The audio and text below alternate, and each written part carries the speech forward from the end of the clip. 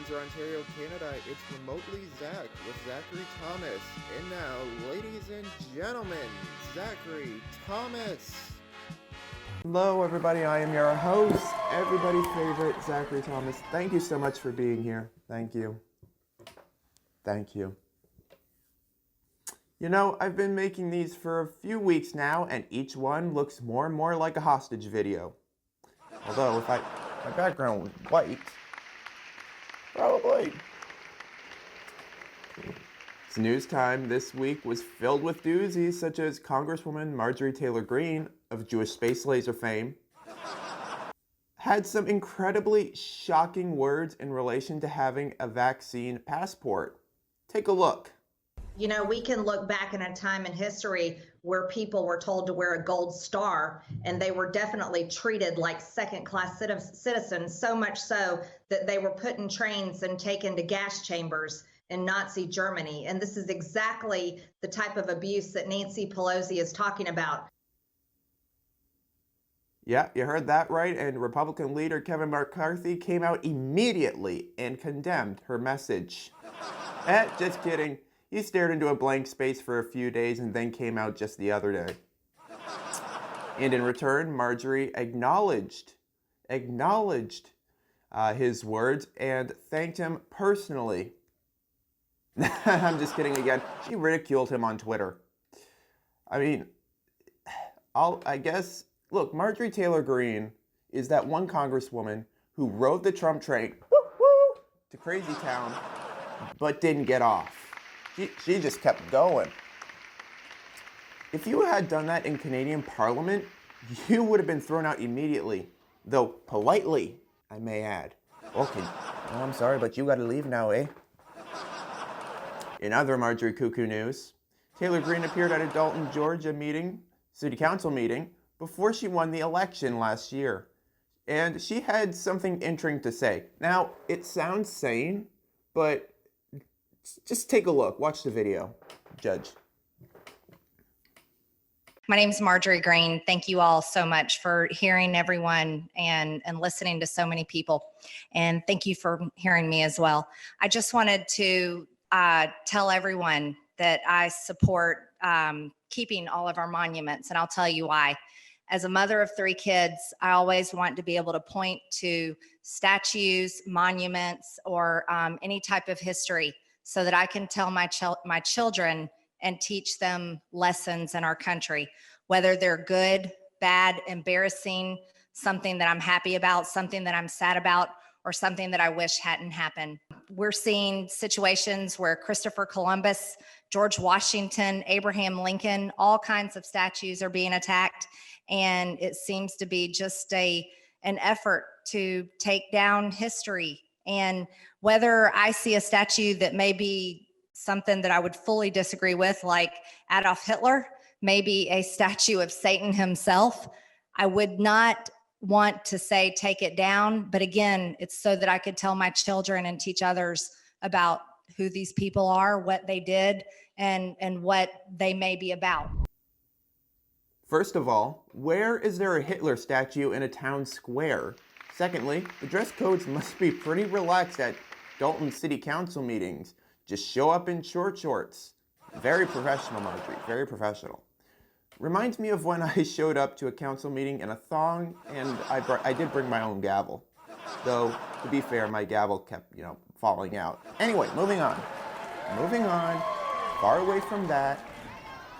Moving on. Now, I know what you're thinking, Zach. Is she crazy? Ha! Crazy is an understatement. She reminds me of that aunt everyone has who is married to the guy who keeps touching you under the table. You know, the Georgia way.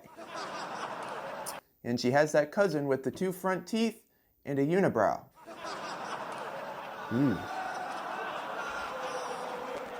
That's scary. Great news from my hometown of Windsor, Ontario. The Charles Brooks Memorial Peace Fountain is up and running. Now, I did my forecast down there, and I'll admit I got sprinkled on. I guess you could say I got wet with excitement. Again, I wish I didn't say that. In high school news, the BBC reports a Florida, of course, high school is facing backlash after altering the yearbook photos of 80 female students to add clothing to their chests and shoulders. The school district told local media the changes were made to ensure the photos met the dress code, which says girls' shirts must be modest. But critics pointed out the yearbook photos of male students were left unedited despite violating the same standards. First of all, can you imagine some weirdo just sitting there and covering up these women's clothing, possibly crying in the process? In order to do this, you just had to pick out the best virgin and promise them they would see cleavage. Saddest day of that virgin's life. Have you ever heard the term meet in the middle? Well, Windsor Mayor Drew Dilkens pitches plan to vaccinate Canadians in the middle of the International Tunnel, according to AM 800.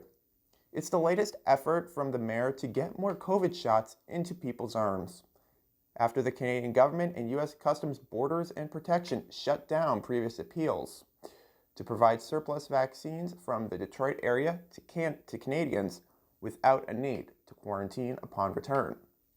This also comes after both governments rejected the idea. So you want people to go into a dark space and get jabbed with a needle? Sounds a little serial killer-ish.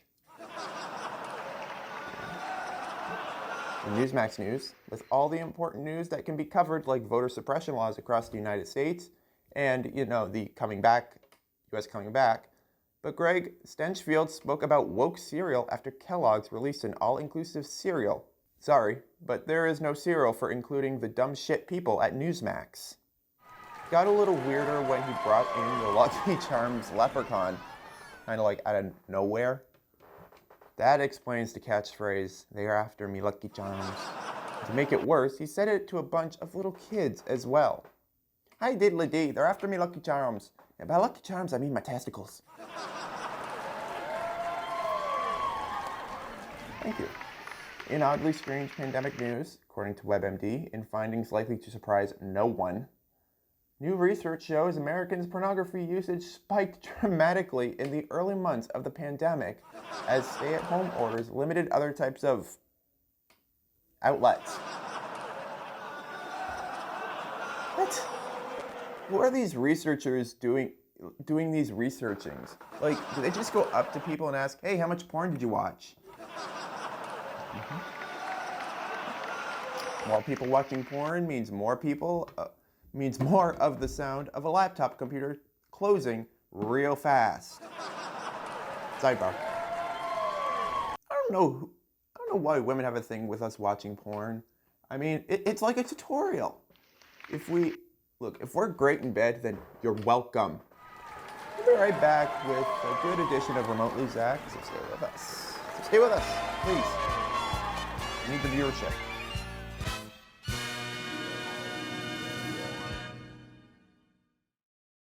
Hey everybody, welcome back. I got another great show for you today. I will be debuting a brand new Taylor Swift themed segment, Taylor Talk, amongst others, so stick around for that.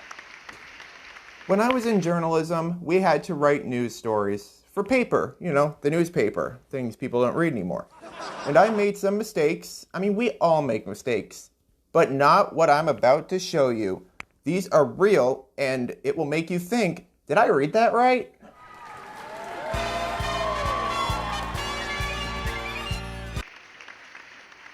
I didn't know this about George Clooney. We had non-stop sex.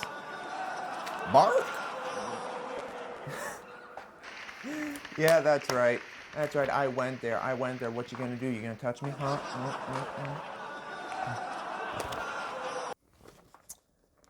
Boy, it really tells you something about somebody when they have to put signs up like this. I mean, who sits like that? Welcome back to today's show. We got a great show for you today.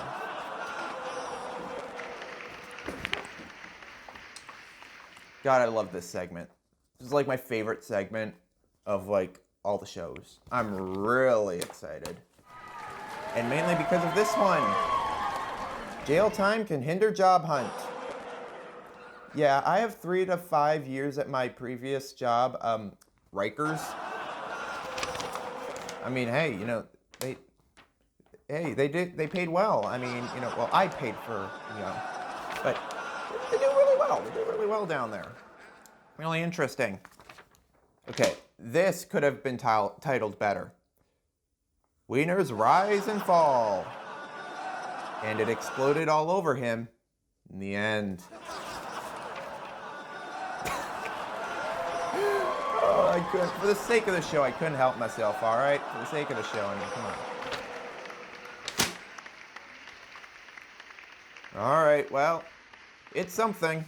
Mississippi's literacy program shows improvement. Still better than Alabama's.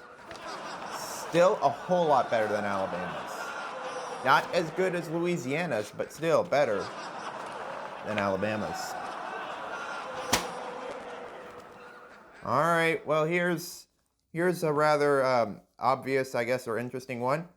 Creationist T-Rex had tiny arms so it couldn't masturbate. Pretty little dinosaurs with those. I can't do it, I can't do it, I can't do it. Oh, put the lotion in the basket. You put the lotion in the basket. It rubs the lotion on its skin before it gets the hose. I have no idea how we got there. Just trust me, I have no idea. All right? All right, well, this is creepy. This is creepy. In fact, I actually don't know upon looking at this, which is what the point of this one is. Dairy Queen, Brazier Foods. I love a nice food served. I love nice food served in a brazier. Treat yourself to a Girl Scout. Well, I think we already know who the #1 customer is. Florida man. We'll be right back with more Remotely Zach right after this. So stay with us. Just stay with us. Don't mind. Stay there.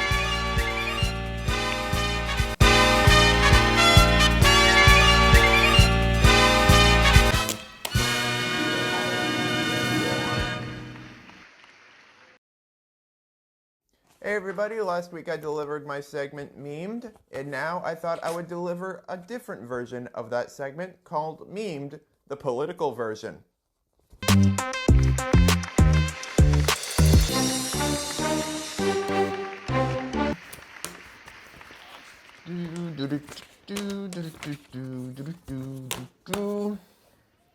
All right, this message has been brought to you by former President Bill Clinton. Vote for Hillary. I guarantee she will not suck. I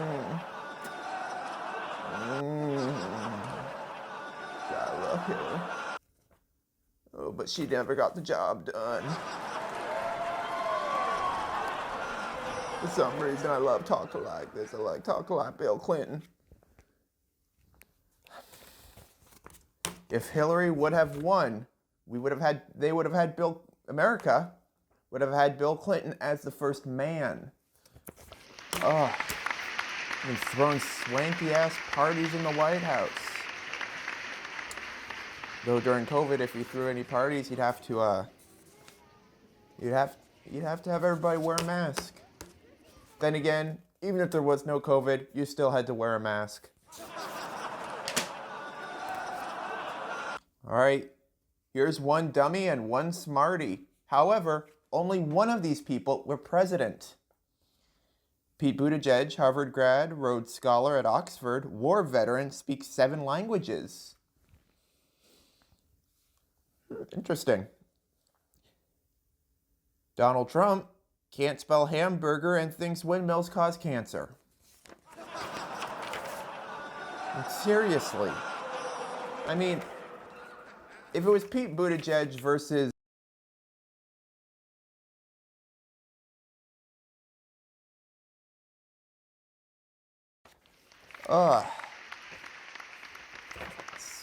smarty versus dummy. That's all I got to say about that. All right, look. Kim Jong-un may be the leader of North Korea, but he has a weird appetite. I can't quite put my finger on it, so I'll let you decide. What do you mean I can't eat America? I don't know. America. And no one has seen that soldier for a few days, for at least a few days. All right, here we go. Bernie, Bernie, Bernie. She hugs you. She moves in with you. She gives you financial support. Yeah, Bernie. Bernie, gotta let it down, man. Let it down. And also do something about the redness of your face with the eyes.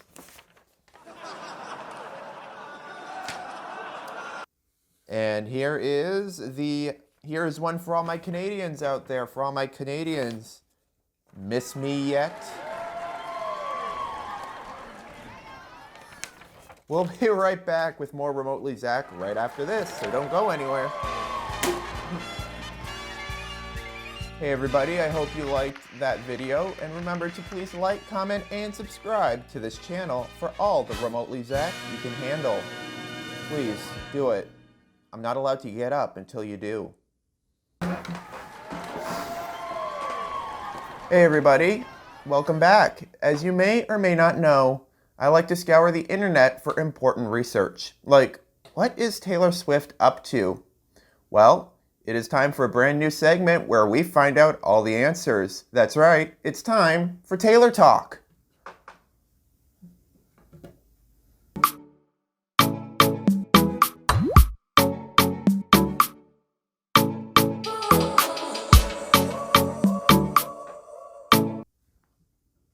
According to Variety magazine, Taylor Swift will receive the National Music Publishers Association's Songwriter Icon Award at the organization's annual meeting on June 9th, among other honorees and speakers. First of all, can I just say that is well deserved, because we all know Taylor can write lyrics that can make our skin crawl. Here are some of Taylor's most epic lyrics. One of my favorites from New Year's Day, "Hold on to the memories, they will hold on to you. You said it was a great love, one for the ages, but if the story's over, why am I still writing pages? Death by 1,000 cuts. You call me up again just to break me like a promise, so casually and cruel in the name of being honest." From All Too Well. I could just feel the copyright coming. And finally, my favorite, "And you want to scream, don't call me a kid, don't call me kid, don't call me baby. Look at this godforsaken mess that you made me." From Illicit Affairs. This is really interesting in the world of Olivia Rodrigo. When the songwriting and production credits for Rodrigo's highly anticipated debut album, Sour, were released on Thursday, fans quickly noticed that there was a songwriting credit for Taylor Swift and Jack Antonoff on Rodrigo's fourth track, One Step Forward, Three Steps Back. Could this be one of those songs that Taylor gave away, like Little Big Town's Better Man and Sugarland's Babe? I think it could be a Taylor reject. I don't know. Let me know in the comments below. In Tejo news, or Toje, ew, sounds like a foot infection. The news that icon Taylor Swift and her hunky boyfriend Joe Alwyn have grown closer to each other following the extensive period they spent together in quarantine. An insider spilled the tea about the pair in a chat with Entertainment Tonight. I want to be an insider. How can I be one of these sources? And revealed that the two most definitely have marriage on the cards. Quote, "They grew closer than ever during the quarantine and she really trusts him." End quote.